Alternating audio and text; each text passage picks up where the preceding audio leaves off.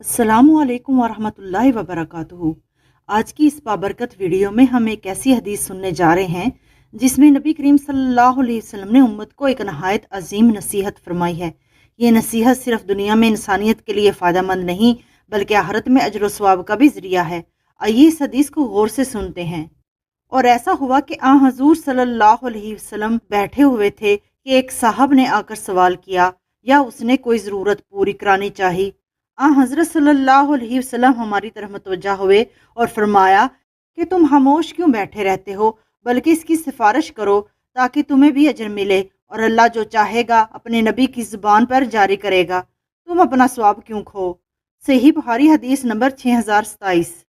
سبحان اللہ، کتنا پیارا پیغام ہے کہ کسی کی سفارش کرنا یا مدد کی نیت سے کوشش کرنا بھی اجر و ثواب کا باعث بن جاتا ہے۔ اللہ ہمیں بھی توفیق دے کہ ہم دوسروں کے لیے آسانیاں پیدا کریں اور نیکی کے ہر موقع کو غنیمت جانیں۔ ویڈیو کو لائک، شیئر اور چینل کو سبسکرائب کرنا نہ بھولیں تاکہ مزید بابرکت احادیث آپ تک پہنچتی رہیں۔ جزاکم اللہ خیرہ۔